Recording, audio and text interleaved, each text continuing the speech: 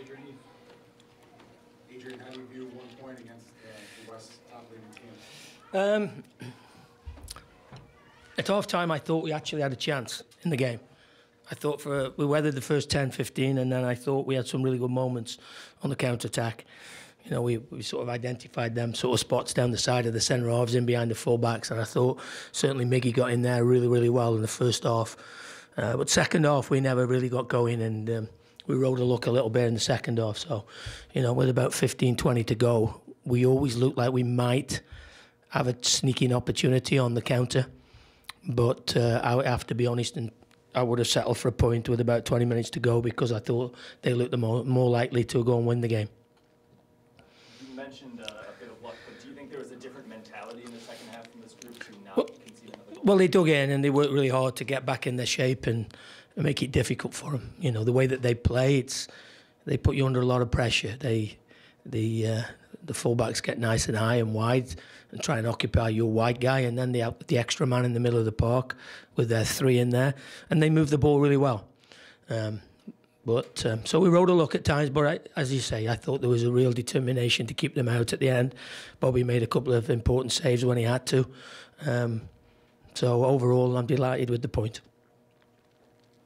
Coming off kind of tough results you've had in the past few weeks, do you feel like this is a chance to maybe boost morale around the team or kind of rally around? Morale's been good. Morale's been good. I can't fault the guys for that, and I thought there was a steely determination to finish the game off today, so that augurs well for the team.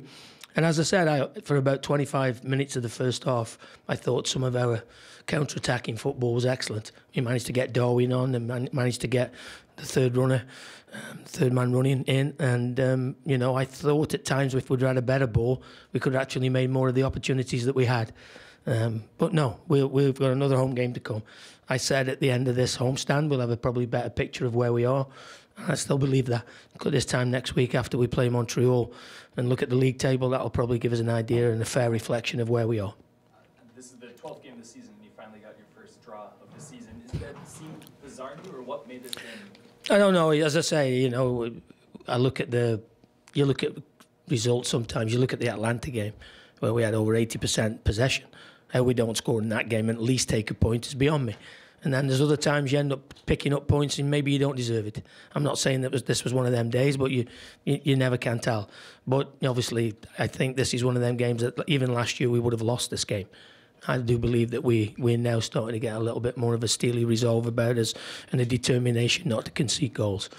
I think the one area that today was a little bit of a concern, obviously, with a couple of injuries again. Rasmus, he's got a bang on the head, and Jerry was carrying an knock late on, and you know we are getting stretched, and we're bringing in people who've not played any football hardly at all, and it's a tall order to go from playing no football, because whatever you do Monday to Friday in training never replicates the cut and thrust of a game, especially in the conditions like we've had today. So, you know, we'll see where we are on Monday with a few of the guys, but you know, it's a little bit of a concern at the moment. You mentioned Rasmus being subbed off. Instead of, when you brought in Brent, instead of playing 5 at the back, you pushed Calvo up towards the midfield. What were you hoping to see from him in midfield? Well, I just wanted a bit more solidity in there and told him to sit in there. And then he goes on one of his mazy runs and beats 3 men, which looks very nice for the crowd, but doesn't do much for my heart condition. But apart from that, I thought Calvo was very good today. You know, obviously he got beat on the goal for the first one, but Kyrie's he's a big, strong athlete. But he defended the goal really well, cleared one off the line when we had another cheap turnover. So he did well today. If your hand was enforced by concussion protocol, would you still have brought on a defender late? Sorry? Oh, if your hand was enforced a bit by... No, we were going to go for it. You know, I think that at home we would have gone for it, but it was literally a case of seeing where we were. And, you know, Abu's come on and has hardly played, hardly done anything for weeks and weeks. And Darwin still, I feel, getting 100% match fitness. Christian's been in and out. You know, there was probably only Miggy here to the midfield guys who's, you would say, is match fit at this moment in time. So we were up against it a little bit, and I just thought that Calvo would defend the box better as well from set pieces, which, you know, we got done on a set piece. They're very, very good at it. They've got some big size and they've got good quality putting it in the box. We've talked about in the past how that back three behind the striker often tends to be fluid with their positioning. Bringing Abu Danladi in as a winger, is that something you think that you can do more of moving forward? Well, when he first got on the team, if you remember, we started him out there, and he you know, at this moment in time, it was a case of just maybe getting some energy on the field and maybe trying to keep Setsanovic more pinned back than, you know, being an hour off. But the way they moved the ball, it didn't really work out that way. But you see the little moment when he had the diagonal run when he nearly got in it at the end of the game. That's where we normally want him to be, but. The way the game unfolded today, he probably spent too much time an hour off than I would have liked normally. What do you think of Colin, and what brought on the move to bring on Maxey? Same thing, Colin's not played really any football.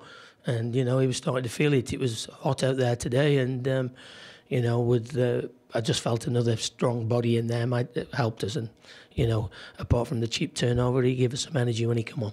Injuries to Ibsen and Rasmus, how do you feel about the depth you have? Well, it's been tested at this moment in time, you know, that you put them two with Cronin and Ethan Finley and Molino, and, you know, it's adding up now. So we need some bodies back, and we need some fitness into the guys who are not playing. You know, we just spoke about maybe trying to fix some games up with, I don't care who it is, just get some guys 90 minutes playing and running around for 90 minutes on a football field, because we're going to need them in the next few weeks. On that goal, was there any onus on Bobby to come off his line there? I'll have to see it again, but it looks like it was a really good ball, a lot of pace on it, and it looks like he's just physically beat Fran, because he's, you know, as I say, he's 6'3", whatever he is, 6'4", he's a great athlete. Me and you spoke about it before the game. You know, that was my worry, because he is he's a terrific athlete, and it was a great header, by the way. Great ball in, a great header. Could we have done something about it? You can always do something about it, but it was one of them. Sometimes you have to hold your hand up. Couple more for Coach. Coach, where do you think the chemistry is at between Christian Ramirez and the attacking three midfielders?